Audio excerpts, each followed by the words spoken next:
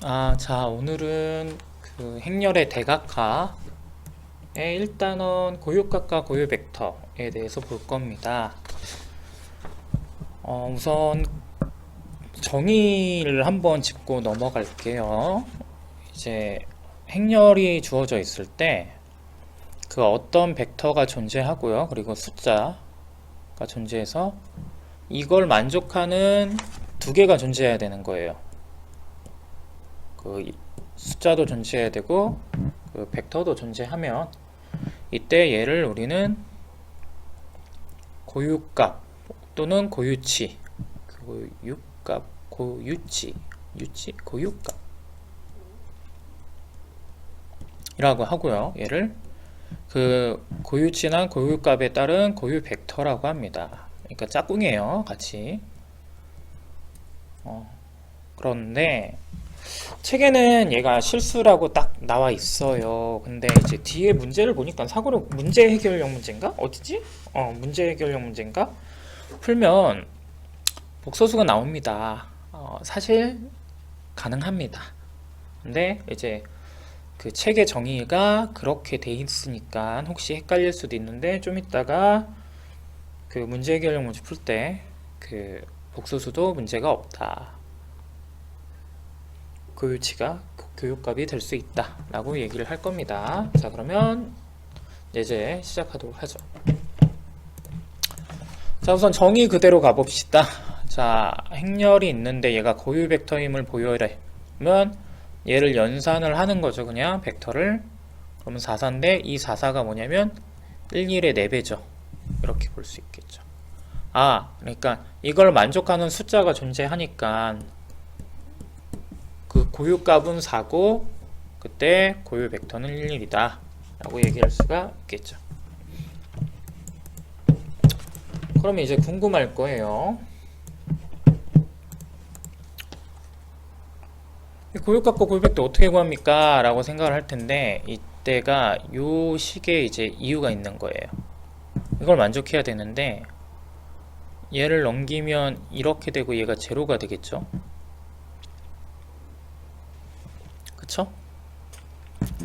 그런데 만약에 얘가 역행렬이 있으면 얘가 디터미넌트가 0이 아니면요, 그러면 역행렬이 있으니까 곱해져서 그냥 v는 0이 돼버려요. 그쵸? 그러면 0이 아닌 벡터 어떤 누구 있어야 되는데 이거 말이 안 되잖아요. 그래서 고유 벡터가 있으려면, 고유축에 있으려면 우선 얘가 0이어야 됩니다. 그쵸?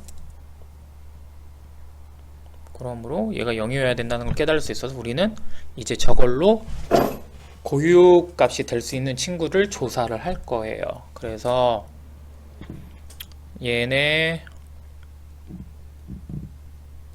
이거의 디터미넌트를 계산해서 0이다를 이용해서 우선 후보를 압축할 거고요. 이때 얘가 될 수 있는 거는 1 또는 마이너스 1인데 여기다 이제 1을 적용시키면 얘가 xy 있다고 치세요. 이거 풀면 이걸 얻을 수 있으니까 이때 y랑 x랑 같으니까 이때 대응되는 행렬은 11이다. 그러니까 y를 앞으로 내버리면 x도 y라고 쓸 수, 아니면 y가 x? x인데 x를 빼버리면 그냥 11이다. 이렇게 찾는 거죠. 그래서 실제적으로 이 행렬에다가 11 곱하면 1 곱하기 11이 되죠. 그래서 고유치 1에 대응되는 고유 벡터는 11이다. 이렇게 볼 수 있죠.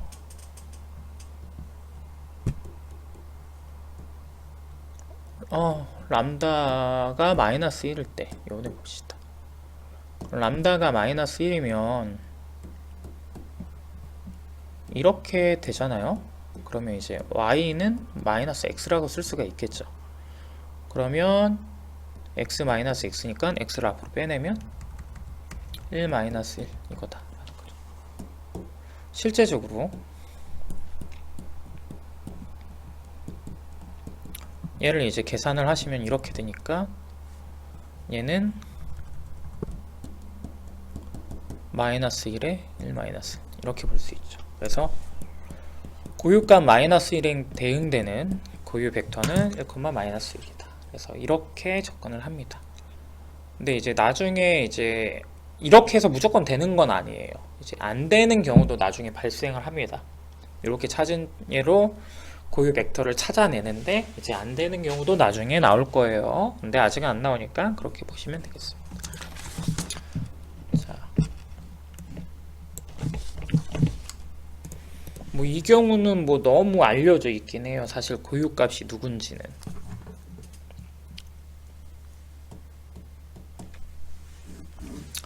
그 삼각행렬에서 이제 뭐 팁을 좀 드리자면 계산 아까처럼 해도 되는데 팁은 이제 삼각항렬 있죠? 이제 상방 위쪽으로 돼 있던지 아이대로 돼 있을지 그러면 이제 대각이 얘가 고유치가 됩니다. 그래서 우리가 시간 절약을 해서 계산을 하셔도 되고 계산을 아까처럼 똑같이 하셔도 됩니다. 물론 이거 보면 멀쩡히 3일 나오죠? 아니면 이제 대각선으로 해서 해다 돼도 되고요. 먼저 3일 때 한번 해보죠. 3 집어넣으시면 얘가 이렇게 돼요. 그래서 이거 풀면 y는 0이다를 알 수 있죠. 그럼 x는 자유로운 거니까 이렇게 쓸 수 있고요. 그러면 얘의 벡터는 1, 0이죠. 그래서 실제적으로 확인을 해보죠. 10 곱하시면요 30 나오고요. 얘는 3 곱하기 10이라 쓸 수 있죠. 그래서 람다 그 고유값 3에 대응되는 고유 벡터는 1, 0이다. 이렇게 볼 수 있죠. 1이면요 1 적용하면 2, 1, 0, 0.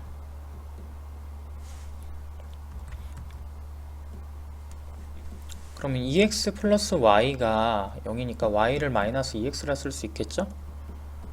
그러니까 얘가 얻을 수 있을 거고요. 실제 계산 여유되면 하시는 게 좋아요. 검토하는 거니까 내가 계산해봐서 잘 나오네 안 나오네 확인해보면 좋죠. 그래서 고유값 1에 대응되는 고유 벡터는 1 마이너스 2다. 이렇게 볼 수 있겠다.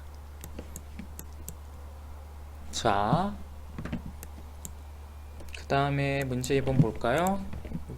책에서는 켈리 해밍턴이 뒤에 나오긴 하는데 우리는 앞에서부터 계속 써왔죠. 이거 아이디어는 켈리 해밍턴에 있습니다. 우리가 켈리 해밍턴을 쓸 거거든요. 그럼 0이죠? 그 다음에 AD-B면 9이. 그럼 A제곱은 9이. 이 알고 I로 쓰죠. 참 여기서는 이거. 그러니까 P는 제로고 Q는 9다. 이렇게 할 수 있죠. 되게 켈리 해밍턴이 좋은 친구예요.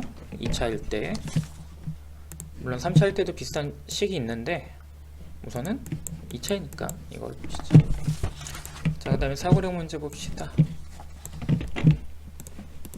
그 1번 볼 건데요. 여기서도 이제 켈리 해밍턴 쓸 거예요. 1번에서 이제 제곱에서 0 되는 친구 원래 a 플러스 b인데 요걸 베이스로 깔 거예요. 그러면 이제 a 플러스 d가 0이어야 되고 켈리 해밍턴에 의해서 행렬값이 0이어야 돼요. 이거 만족하면 그냥 얘가 되는 거죠. 이걸 만족하면 얘가 무난히 되는 거예요. 그래서 그게 되게 a, b를 우리가 잡아주겠다는 얘기죠. 0이 아니게, 더해서 0이 아니게. 이렇게 잡으면 실제로 a 플러스 b라는 행렬은 이거죠. 당연히 역행렬 없습니다. 그리고 합치면 0이고. 그래서 실제 그냥 얘 제곱을 해보시면 뭐 당연히 0이 나오죠. 그런데 얘는 제로가 아니죠. 그러니까 얘는 틀렸다. 잘 찾았고요. 2번의 경우는요, 그 주어진 식을 전개해서 조절하면 A가 다른 하나로 표현이 되죠. A가 다른 문자로 표현이 되잖아요. 그러면 교환이 돼요. 왜냐면 그 A는 사실 B에 대한 식인 거죠. A, B가 A가 아니고 B에 대한 식인 거예요. 그러니까 자기들끼리는 큰 문제가 없잖아요. 곱할 때. 그래서 얘가 잘 되는 거고, 이것도 마찬가지로 무난히 되죠. 그래서 이게 다른 문자로 다 표현할 수 있으면 그 기본 행렬 포함해서, 그러니까 단위 행렬 포함해서 이제 어떤 행렬이 다른 행렬을 표현했으면 그 다른 행렬과의 교환 법칙은 성립한다 라고 보시면 되죠. 이거는 역행렬 만드는 테크닉인데, 얘로 그냥 그 나눗셈을 한다 생각하시면 돼요. 나눗셈 아니면 소인수분해. 그러면 얘가 이거 되고, 근데 이제 단위 행렬 부분은 남죠. 이렇게. 그러면 양변 똑같이 해놓으면 이렇게 되는데, 이렇게 만들 수가 있다면 얘는 사실 역행렬이 있는 겁니다. 왜냐면 그 양변을 2로 나누시면 2분의 1 a제곱 플러스 i를 여기다 곱하면 i가 나오기 때문에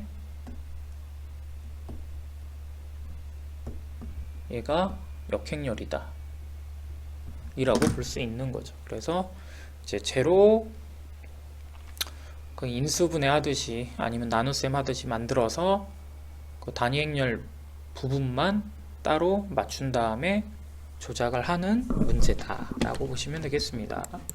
그래서 이거 역시 참입니다. 역행렬을 갖습니다. 참이에요. 주로. 그 다음에 사고력 2번 보죠.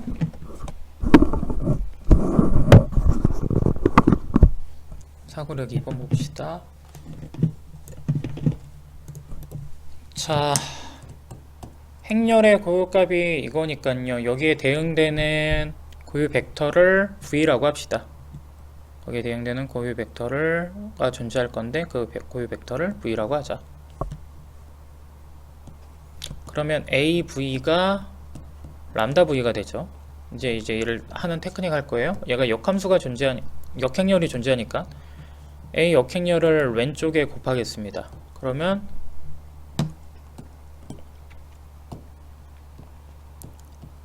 얘는 이거 되고요. 얘는 숫자니까 그냥 이렇게 가죠. 상수니까 이렇게 될 거고, 그쵸? 이때 람다를 나누면 이거니까 보기가 안 좋으시면 이렇게 하면 증명이 끝났다는 걸 알 수 있죠. 그쵸? 그래서 어려운 문제는 아니에요. 그래서 이런 테크닉에 의해서 뭐 성질들이 좀 나옵니다. 자, 문제 해결력 1번 보시죠. 회전 변환 얘기하는 거죠. 회전 변환 하시면 4분의 1 바뀌기 때문에 90도 회전인 겁니다. 그래서 싸, 마코, 코싸 하면 이렇게 되겠죠.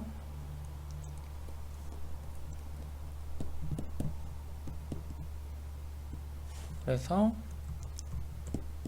하시면 이렇게 되거든요. 근데 실수에선 얘가 없죠. 그런데 이제 실수가 아니어도 된다. 그래서 복소수까지 갈 겁니다.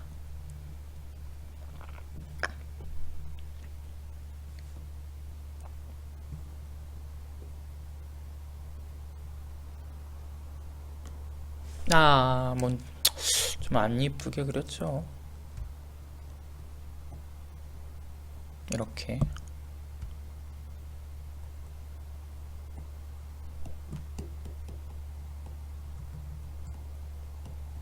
이걸 아세요? x는 yi라고 쓸 수 있죠. 같은 식이에요. 사실 i를 곱하면. 그래서 yi, y니까 y는 빼버리고 이렇게 볼 수 있다. 실제로 이렇게 하시면 이건데 얘는 이렇게 볼 수 있죠. 그쵸? 그러니까 고유값 i에 대응되는 행렬은 그 벡터는 얘다 라고 얘기할 수 있는 겁니다.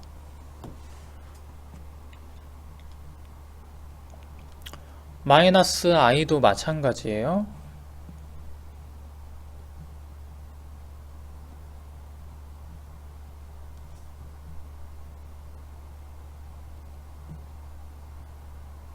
이거죠. 그러니까 1i라고 볼 수 있죠. 실제적으로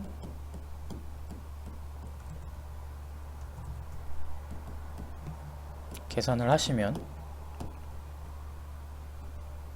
이건데 얘는 마이너스 i 이렇게 볼 수 있죠. 그래서 람다 마이너스 i에 대응되는 벡터는 이렇게 생겼다 라고 볼 수 있습니다. 그래서 여기서는 이제 굳이 실수가 아니어도 되는구나 를 깨달은 문제입니다. 얘는 뭐 어렵지 않죠. 얘도 그냥 테크닉 간단한 거 하면 되죠. 문제 얘기가 다 나와 있어요. 그 값에 대응되는 고유 벡터가 이거니까 a x바를 하면 람다 x바인데 여기에 이제 a를 하나 더 곱해요.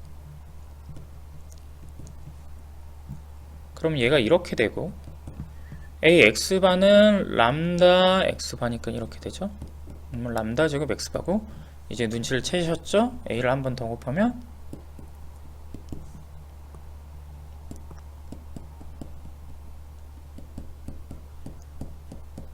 이렇게 되니까 람다 세제곱 x바가 되더라. 그래서 얘의 고유값은 람다 세제곱이다 라는 게 되겠죠. 그쵸? 대각하는 좀 재밌긴 해요. 재밌긴 한데 귀찮기도 하죠. 그래서 오늘 우선 2-4-1 문제 풀었습니다. 감사합니다.